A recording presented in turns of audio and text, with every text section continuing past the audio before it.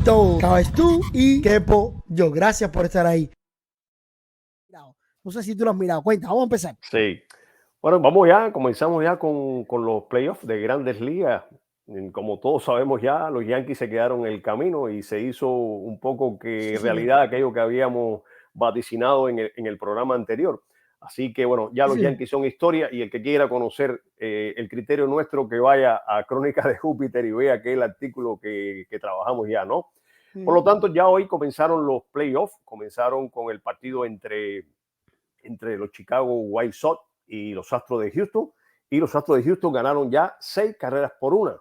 En este partido fue protagonista un cubano, Jordan Álvarez. Jordan Álvarez conectó un cuadrangular y un doble, así que estamos muy bien representados en esta apertura de los playoffs Bueno. de las Grandes Ligas. Y en estos momentos están jugando Boston contra Tampa Bay. Esos son los dos partidos de hoy. Así que ya ha comenzado ya lo que estábamos esperando hace ya un buen tiempo, que son los playoffs. Mañana comienzan los playoffs de la Liga Nacional con los partidos entre San Francisco y los Dodgers y entre Atlanta y los Cerveceros de Milwaukee. Así que ya está abierto ya el banderín para que comience la fiesta del béisbol, que te recomiendo seguirlo porque ahora todos los juegos son muy tensos. Sí. Es el momento de ahora nunca. Recuerda que estas series divisionales son a 5 juegos nada más. Es decir, no se puede pestañear. El que gane 3 juegos ya pasa a la próxima fase, que es la discusión del título de la liga. Es decir, el título de la Liga Americana o el título de la Liga Nacional. Bueno, en otro aspecto, dentro de las Grandes Ligas, no podemos dejar pasar por alto que el cubano Yulieski Gurriel se hizo del título de bateo de la Liga Americana con 319. Que hablamos de eso Algo también, ¿no? que hablamos que estaba a las puertas de lograrlo. Fue un final muy reñido entre Yulieski, entre Vladimir Guerrero Jr., que tuvo una temporada fabulosa, estuvo hasta los últimos días discutiendo la posibilidad de obtener la triple corona de bateo, un joven que es un talento extraordinario, de apenas 22 años, y el compañero de equipo de Yulieski, Michael Butler, que terminaron ambos con 311. Destacar de Yulieski, bueno, uno de los aspectos que habíamos señalado en el programa anterior es que logró algo que no se lograba por un cubano hace 50 años, cuando en el año 71 lo logró Tony Oliva, que por cierto ha sido el único cubano ya unido a Yulieski que ha logrado la corona de bateo en Grandes Ligas. En este caso, Tony Oliva lo logró en 3 ocasiones, algo realmente extraordinario que pocos han podido lograr, ya no solo en el aspecto de cubanos, sino de jugadores en sentido general. Es bueno resaltar también en esto que grandes peloteros cubanos han estado en Grandes Ligas, como por ejemplo el mismo que ya mencionamos, Rafael Palmeiro, José Canseco, Tani Pérez, miembro del Salón de la Fama, Orestes Miñosos, que estuvieron cerca de lograr la corona de bateo y nunca pudieron saborearlo. Así que esto es un gran mérito para Yuli Gurriel, que logra algo que un cubano no lograba hace 50 años. Además de esto, queremos destacar que Yuli no solamente fue un campeón de bateo en cuanto a promedio, sino que mostró que es un pelotero que aunque llegó ya con más de 30 años, aproximadamente 32 años a las Grandes Ligas, cuando se produce más bien el declive de los peloteros, Yulieski llegó después de haber tenido una labor extraordinaria dentro de la pelota cubana, el pelotero más destacado quizás en los últimos 15 años en Cuba, y Yulieski ha mostrado una estabilidad extraordinaria. Esto es un mérito que hay que darle por sobre todas las cosas, y que es un jugador clave dentro de esta formación de los Astros de Houston, que llevan ya unas 5 o 6 temporadas siendo protagonistas dentro de las temporadas de las mayores. Yulieski alterna entre cuarto, quinto bate diariamente dentro de un equipo que se destaca por ser un equipo bateador. Esto dice mucho del respeto que se ha ganado dentro de esa organización de los Astros de Houston. Yulieski conectó 15 cuadrangulares, más de 30 dobles, anotó e impulsó aproximadamente más de 80 carreras. Y un dato muy importante también en el caso también de Yulieski es que es un pelotero, está entre los peloteros que menos se poncha dentro de las Grandes Ligas, lo que lo hace también un pelotero que pone mucho la bola en juego, que es un pelotero de contacto, un bateador de contacto, que esto a veces no se refleja mucho en las estadísticas, pero es muy productivo para el equipo porque mueve a los corredores en circulación y mantiene viva siempre la posibilidad de anotar carreras. Esto es un gran mérito que tiene Julieski, su promedio de envasados es uno de los primeros de la liga también, así que no es solamente ver el promedio que él ha tenido en cuanto a averaje, sino también lo que ha significado como bateador dentro del núcleo de la alineación de este equipo y además también un excelente defensor de la primera base y que pudiera estar entre los candidatos para obtener también el premio a guante de oro dentro de la Liga Americana a la defensiva. Así que esto es una satisfacción para todos nosotros, los amantes del béisbol y sobre todo para todos los cubanos. Qué bien está. Y ganaron ayer, quiere decir, hay muy grandes chances de que... Hoy, ¿no? Así que... Aunque hoy que casualmente Julieski no estuvo muy feliz, se ponchó en 3 ocasiones. Sí, no, vi algo, estuve mirando algo. Lastimosamente, bueno, así es el béisbol. Pero, así que todavía parece que tiene la resaca de la eso te iba a decir, está vera con la resaca, es normal. Está justificado. Es normal.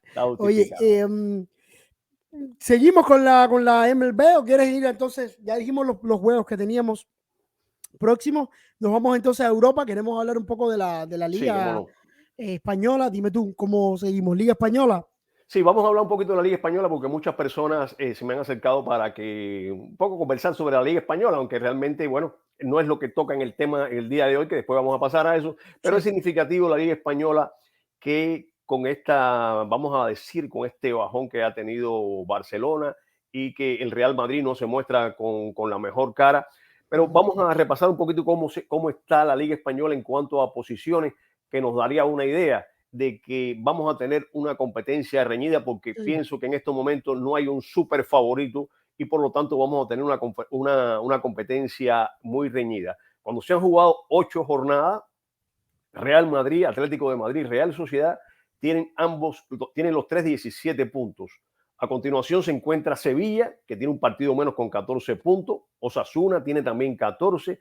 Rayo Vallecano, que por cierto, quiero decir de Rayo Vallecano, que hay un dato muy interesante y a mí me interesa mucho resaltarlo, y es que está jugando con el Rayo Vallecano a partir de esta temporada el colombiano tan famoso, que ahora no recuerdo bien su nombre, pero que es un jugador... Falcao. Radamel Falcao, el Tigre Falcao, que ha debutado en la Liga Española con muy buen pie, anotando en los primeros partidos, y pienso que el Rayo Vallecano puede ser una de las agradables sorpresas dentro de la Liga Española. No es un equipo para discutir, pero sí un equipo para darle brillo y sobre todo si Falcao sobre todo lo acompaña a la salud, que ha sido uno de los grandes problemas que ha tenido en los últimos tiempos. Radamel Falcao a los 35 años es un gran jugador que ha tenido muchas dificultades de lesiones en los últimos 5 años, pero pudiera darle brillo al Rayo Vallecano y sería también un aliciente para todos aquellos que seguimos su trayectoria futbolística. Y un detalle que es muy significativo, y es que actualmente Barcelona ocupa la 9ª posición. Es decir, si hoy se terminara la liga, Barcelona no sería ni candidato a participar en la UEFA Champions League ni en la Europa League. Por lo tanto, en estos momentos Barcelona, aunque tiene un partido menos jugado, tiene 12 puntos, está a 5 puntos del líder. Yo sigo pensando que Barcelona tiene que mejorar. Sigo insistiendo en que ese equipo tiene grandes jugadores. Como sabemos ya, el técnico Koeman está en el pico del colimador. Todo el mundo está, o la mayoría de las personas están abogando porque sea sustituido. Vamos a ver qué sucede en los próximos días, pero sí, mi criterio es que Barcelona tiene jugadores con calidad y que este Barcelona que se ha mostrado hasta la fecha no es el Barcelona realmente que por plantilla puede mostrar los resultados que ha mostrado hasta la fecha. Bueno, pasando a otro tema, tenemos que se está disputando hoy los partidos también de la CONMEBOL, de la eliminatoria mundialista en Sudamérica, y es significativo que hoy el equipo de Venezuela está dando una gran sorpresa porque al finalizar el primer tiempo le está ganando 1-0 al gran favorito Brasil. Sí, Brasil, que lleva una actuación perfecta en esta eliminatoria mundialista, está en estos momentos sorprendido ante Brasil, que es el colero solamente con 4 puntos en la tabla de posiciones. Paraguay está jugando con Argentina, están empatados a 0. Uruguay lo hace con Colombia, también empatado a 0. Y en breve jugarán Ecuador, Bolivia y Perú, Chile. Es decir, cuando se han jugado hasta el momento 9 jornadas, Brasil marca el paso con 24 puntos, Argentina tiene 18, Uruguay tiene 15, Ecuador tiene 13, Colombia también tiene 13, Paraguay 11 puntos, Perú 8, Chile tiene 7 y cierran la tabla Bolivia con 6 y Venezuela con 4 unidades. Así que así es el fútbol. Hoy Venezuela pudiera hacer lo que nadie ha hecho hasta el momento, que es ganarle un partido dentro de estas eliminatorias al favorito Brasil. Tú sabes que yo tengo una pregunta y por supuesto que es mejor que a ti para hacerla. No estamos mirando ahora que está tan pegado todo esto que o sea, tienen las competencias muy pegadas. Cuando terminan lo de jugar con sus clubs, con sus ligas, pues tienen que ir directo a viajar, a jugar con otros equipos. No sufren equipos como Brasil, que casi todos son primeros jugadores en sus clubes, como Argentina, como Uruguay. Y quizás equipos como Venezuela, Ecuador, que quizás sus jugadores no son número 1 en esos clubes, sufren de cansancio de que lleguen los jugadores cansados como Vinicius, que ha tenido unas últimas semanas totalmente, Neymar, que ha estado jugando hasta el último día, campeonato duro. No sufren ellos un poquitico más, no estamos siendo un poco injustos a la hora de mezclarlos a todos. El equipo de Venezuela puede que llegue mucho más fresco, porque no tiene jugadores como Neymar, no tiene jugadores como Vinicius. Igual que pasa a la inversa con los grandes clubes. Cuando hay fecha FIFA, que es la que hay en estos momentos, y esta fecha FIFA no es una fecha FIFA, son 3 partidos que se juegan cada 3 días. Eso es un desgaste increíble. Los equipos, los clubes que más jugadores tienen en las selecciones, que por supuesto son los grandes clubes, Bayern Múnich, Real Madrid, Barcelona, Juventus, Liverpool, Manchester City, Paris Saint-Germain. Esos, los equipos en los grandes clubes están nutridos de los mejores jugadores y por lo tanto son jugadores de las selecciones. Tienes razón, completamente tienes razón tú. Los jugadores sufren un gran desgaste y recuerde que no solamente es jugar, sino también es trasladarse en muchos casos de un continente a otro. Y esto implica un gran desgaste para los jugadores y tienen que jugar con el cambio de hora, tienen que jugar con ese excesivo traslado. No, muchos factores que indudablemente perjudican a los jugadores y por supuesto perjudican a sus equipos. Eso es claro. En el caso de Brasil también, yo quiero decirte algo también, ¿no? Brasil, como está tan cómodo en la clasificación, el técnico Tite también ha maniobrado mucho y está tratando ya de derrotar mucho a los jugadores. Entonces pienso que en el caso de Brasil, eso que tú acabas de mencionar, no creo que se dé tanto. En otros equipos sí, que están más necesitados de sumar puntos, como por ejemplo en el caso de Uruguay, en el caso de Ecuador, de Colombia, Paraguay, Perú, eso le incide mucho más. Pero el caso puntual de Brasil, pienso que es de todos ellos el que menos en ese aspecto va a sufrirlo, y sobre todo porque tiene una cantera muy extensa para poder escoger. Sí. No, pero están jugando bien, Yo he visto varios juegos de Brasil y me gusta. Estamos viendo otra vez, después de una larga racha, estamos viendo otra vez encontrar una identidad de ellos jugando bien chévere. Hace falta que pongan a Vinicius y que haga un buen papel para tener entonces varias gente que desequilibren, como normalmente acostumbramos en Brasil, que tenía muy poca gente que jugaba así, solamente Neymar. Entonces, vamos a ver, a lo mejor tenemos 2 o 3, Fabiño, ¿cómo se llama el que está? Fabiño, que está jugando muy bien. Gabigol, Paquetá, no, un equipazo. Ahí estamos teniendo buenos números. Y ahí le voy otra vez a Brasil, porque estuve quitado de Brasil. No me gustaba esa selección y volví con mis alemanes, que siempre están ahí. Los alemanes son como que siempre están, ¿no? Sí, a veces mejor, a veces peor. Pero siempre es el equipo de Alemania siempre está. Pero yo cuando iba a Alemania contra Brasil, yo al final Carioca me ganaba. Pero últimamente han estado tan así que tú sabes, tambaleando, que yo no quería ser tan fiel. Pero bueno, vamos a volver a ser cariocas todos si vuelven otra vez al nivel que tenían antes, ¿no? Que todo el mundo amaba el fútbol brasilero, que era como que todo el mundo, aunque fuera antibrasilero, siempre el fútbol pues de Brasil era algo específico, diferente, ¿no? Era algo distinto, ¿no? Que la gente, todo el mundo decía, wow, ¿no? Y eso hacía años que no lo vemos, ¿no? El que le guste el fútbol tiene que gustarle el fútbol brasileño, porque es ese fútbol de regate, fútbol de magia dentro de la cancha, y entonces tiene que gustarle, aunque no simpatice con el equipo, pero ver jugar a Brasil siempre es un espectáculo. Bueno, te propongo, ahora que tú hablabas de este aspecto de que los jugadores sufren mucho, hoy tú me preguntabas en la tarde, cuando comenzamos un momento, que no sabías mucho de la Liga de las Naciones. La Liga de las Naciones es algo que surgió en Europa un poco para que en estas fechas FIFA en que no hubiera partidos a nivel de selecciones por eliminatorias para la UEFA, para el Mundial o para la Eurocopa, un poco que no fueran partidos más bien de exhibición, sino fueran partidos en los que se jugara algo. Y así surgió la Liga de las Naciones, un invento más también que indudablemente tiene implícito un factor económico. Y mucha gente, por ejemplo, todavía no conoce qué cosa es la Liga de las Naciones, porque es algo que no tiene ni la publicidad, porque la gente no está identificado con ello. Y casualmente ayer, en esta Liga de las Naciones Europeas, España, en un gran juego, jugando con un equipo muy renovado, con figuras muy jóvenes, le ganó a Italia 2-0.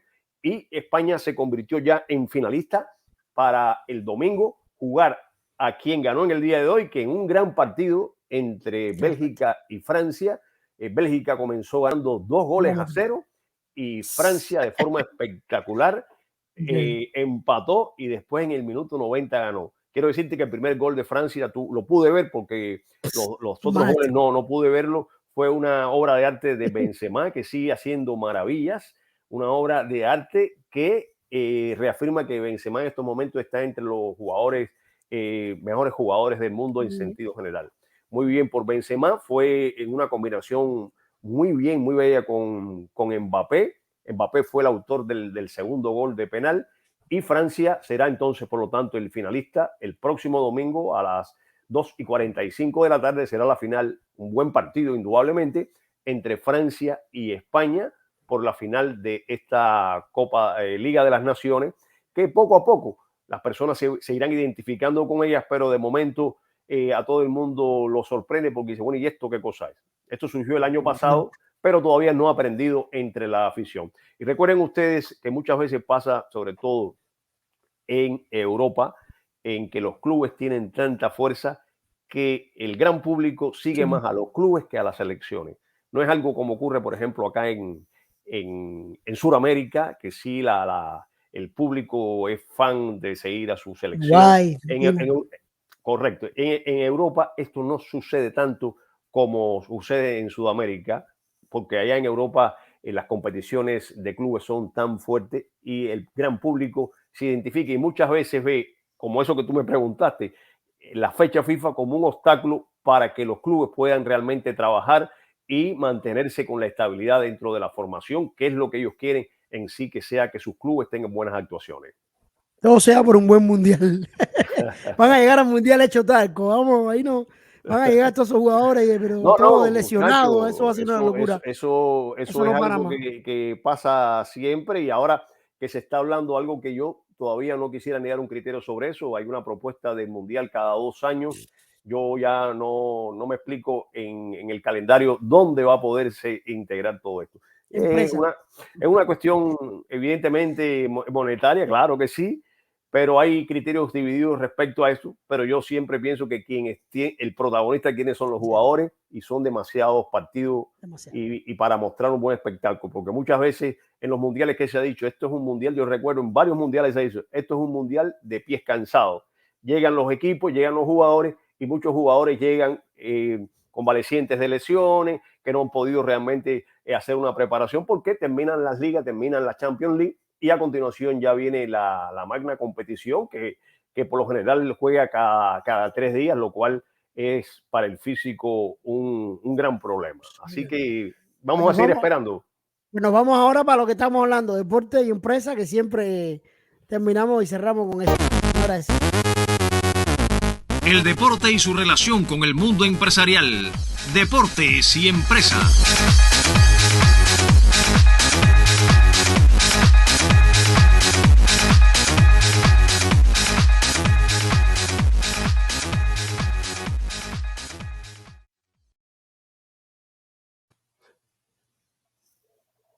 Bueno, pues sí, ya vamos a sistematizar esto que siempre ya estamos en los últimos programas hablando, y es la relación del deporte y el mundo empresarial, algo que decimos siempre que muchas personas lo pasan por alto, y no es porque no les interese, sino porque no se le da su verdadera dimensión dentro en la actualidad, y donde no se puede ya deslindar el deporte del mundo empresarial. Bueno, vamos a comenzar con una noticia que yo creo que tú has tratado ya y que tiene que ver con este caso tan sonado que se llama los Pandora Papers. Y es que hace apenas unos días se destapó este nuevo escándalo internacional de evasión fiscal, y en algunos casos de lavado de dinero, denominado Pandora Papers, que involucra a grandes personalidades mundiales, entre las que se encuentran figuras del deporte como Ángel Di María, Javier Mascherano y el técnico Josep Guardiola. En una filtración de casi 12.000 millones de documentos que revela que los imputados son propietarios de compañías offshore, que son empresas radicadas en países distintos del domicilio fiscal de sus administradores, que suelen usarse para esconder dinero en efectivo o evitar impuestos. Este caso tiene como escenario a las Islas Vírgenes Británicas. Además de Di María, Mascherano y Guardiola, están involucrados en los Pandora Papers 3 presidentes, cantantes como el español Julio Iglesias y la colombiana Shakira, y la supermodelo alemana Claudia Schiffer. El Fondo Monetario Internacional ha declarado que el uso de paraísos fiscales cuesta a los gobiernos de todo el mundo hasta 600.000 millones de dólares en impuestos perdidos cada año. Y continuando con la relación del deporte y el mundo empresarial, el tema de la gran diferencia salarial entre las mujeres y los hombres en el deporte se ha convertido en los últimos tiempos en fuente de discusiones, sobre todo en el tenis, el fútbol y el baloncesto. En el baloncesto estadounidense, este es un aspecto que se hace muy evidente cuando comparamos lo que percibieron en el 2020 las dos principales estrellas de este deporte en uno y otro sexo, Sue Bird y LeBron James. Dos mitos que comparten longevidad. Ambos han jugado en 17 temporadas y un palmarés. Ambos han obtenido 4 anillos de campeones para cada uno. Para que se tenga una idea de la diferencia de ingresos económicos, mientras que LeBron James se embolsó más de 37 millones de dólares el pasado año, la líder histórica de asistencias del baloncesto femenino de Estados Unidos apenas llegó a los $215,000. Tampoco ganaron lo mismo por conquistar el anillo de la temporada 2020. Los Lakers pagaron a LeBron un bonus de $370,000, mientras que Sue Bird recibió apenas poco más de 11,000 billetes verdes. Pero la competición estadounidense de baloncesto respondió a una vieja demanda en la que las jugadoras solicitaban un mayor reparto de los beneficios basándose en los méritos que han ido demostrando en la cancha. Por fin se llegó al acuerdo que permitió a las mejores jugadoras de la liga ganar a partir de este año 2021 por encima de los $500,000, es decir, más del triple del mejor sueldo por la pasada temporada. Por primera vez en la historia de la mayor liga de baloncesto femenino en Estados Unidos, el salario base superó los $100,000, en lo que constituye un buen paso. Ya en el abierto de tenis de Nueva York, los premios fueron idénticos para hombres y mujeres. Bueno, y así, con este tema tan controvertido, finalizamos Espacio Deportes y Empresas, un tema que da mucho de qué hablar y que en los últimos tiempos también ha sido una gran abanderada la selección femenina de fútbol de Estados Unidos. Sí, sí, que ha estado luchando mucho porque se le reconozca, ¿no? Es sí importante. No me acuerdo cómo se llama su estrella, la rubia aquella, que es muy criticona, que todo lo critica, pero ha utilizado que... Megan Rapinoe. Ha utilizado su fama, ¿verdad?, en los últimos tiempos para protestar, y le ha servido a todas sus colegas, a todas sus compañeras, que le ha servido. No.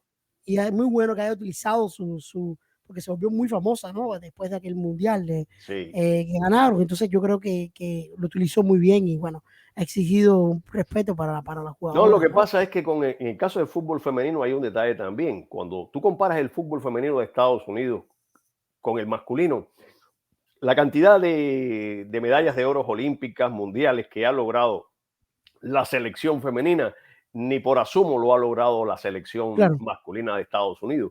Y ahí es donde están un poco ellos planteando esta situación. hay que tener también, no se puede uno cegar en esto.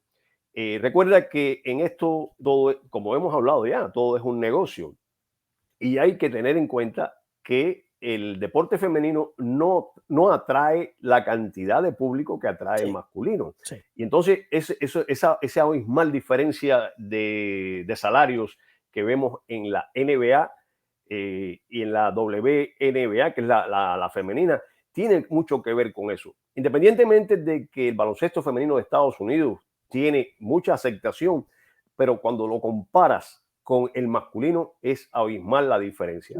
Y otra cosa también es lo atractivo que son los varones, en este caso, para los patrocinadores y para los ratings de televisión, que en sí son los que pagan estos grandes salarios a esos grandes jugadores. Estos son aspectos que hay que tener en cuenta. Por ejemplo, mencionábamos en el caso del tenis femenino, el tenis femenino ya ha hecho, realmente ha alcanzado un gran logro al que ya los premios en metálico que se dieron en el abierto de tenis de Nueva York fueran similares para los hombres que para las mujeres.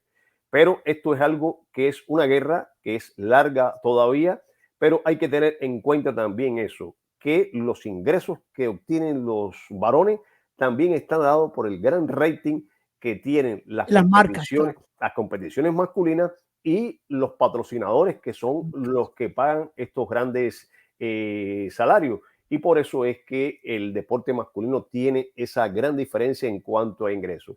Hay que seguir luchando, indudablemente, hay que buscar una paridad en esto, pero tampoco se puede uno cegar en este aspecto porque hay cosas que, aunque más se quisiera, el público siempre va a perseguir. El que más carga, el que más duro tira, el que más velocidad desarrolla, y siempre en este aspecto, aunque no se quiera ver eso, siempre es en ese caso los varones, y por eso el deporte masculino tiene siempre una mayor audiencia que el deporte femenino. Pero es justo que se trate de mejorar mucho esto, porque esa diferencia entre LeBron James y Sue Bird realmente en cuanto a ingresos, realmente que era una cosa lastimosa, y me parece que sí, que había mucha injusticia y se ha escuchado y parece que ya por lo menos se dio un paso para darle por lo menos acercarlo en cuanto a ingresos. Y hablando de escuchar, yo creo que mucha gente que, como decía al principio, que nos escucha, porque muchas de las cosas que tú sabes que nos pasa a veces con los expertos que vienen después, muchas veces después de ti, pues que hablamos de cosas que después suceden. Y lo gracioso es que está pasando con el deporte también. Muchas veces estamos hablando de temas, y sobre todo tú, y predices cosas que después en el tiempo ya están pasando. O sea, es algo que tiene este show, que si todo el mundo estuviera enfocado en este show, pues hay muchas cosas que después, graciosamente, pues suceden, ¿no? Pasó con lo de Gurriel, y van a ir pasando cosas que tú verás que tú me vas a decir, lo planteamos aquí y ya van sucediendo, ¿no? Y eso es chévere, eso es bueno, empezar a hacer periodismo, pero también estamos haciendo cosas chéveres en cuanto a que estamos buscando informaciones y dándolas, son válidas y casi siempre se corroboran al final del día, ¿no? Y suceden, ¿no? No estamos aquí tirando piedra como quizás alguna gente pensará, sino que estamos haciendo periodismo, sobre todo tú, que buscas sobre todo la información. Tratando. Pero es periodismo, y eso para mí es importante, porque no estamos aquí inventándonos cosas, sino que es bueno, ¿no? Y ya sucedió, me gustó mucho cuando pasó lo de Gurriel, que ya lo veníamos prediciendo, diciendo, bueno, esto va a pasar. Lo pasó con los Yankees, con Boston, quiere decir, estamos en la línea. Y eso es muy, muy, muy importante. Así que, y te agradezco muchísimo. Yo quiero que tú recuerdes que cuando las primeras veces que hablamos nosotros de este show, una de las cosas que te dije yo respecto a esto era eso, el éxito está en la seriedad de lo que nosotros le hagamos llegar a las personas, tanto desde el punto de vista de lo que hablemos como la forma, el lenguaje en que utilicemos. No es ser exquisito a la hora de expresarse, pero escuchar a la gente y hablar bien a la gente, porque una audiencia fácil pudiera decir, bueno, yo lo que quiero, o porque siempre nos gustaría que más personas nos vieran, pero hacerlo bien, y yo creo que haciéndolo bien y captando personas que nos escuchen y que disfruten, que aprendan y que nos aporten a nosotros, es lo más satisfactorio. Es lo más importante. Estamos claro, es decir, escuchar y expresarle las cosas de una forma correcta, no rebuscada, pero sobre todo que haya una calidad, porque si nosotros expresamos una calidad en nuestro lenguaje, estamos respetando a todos esos que están ahí ahora escuchándonos y mirándonos. Pues todos también están agradecidos, igual que yo, de haber contado contigo como cada jueves. Nos vemos el próximo jueves, que va a ser candela, porque vamos, final el domingo, el playoff, pueden pasar muchísimas cosas de aquí a allá. Quiero decir, es una caja está caliente el jueves que viene, así que mismo es. Ya estoy loco porque llegue ya, que sea otro jueves. Dicen los que saben que los playoffs es otra historia. Es otra historia. Oye, gracias una vez más. Feliz fin de semana, como siempre te digo. Para esa bella familia, cuídate mucho y nos vemos el próximo jueves. Y nos mantenemos, por supuesto, informados. Y mi abrazo de siempre. El mío también para ti. Un fuerte aplauso. Señores, Jesús Villapol con nosotros como cada jueves.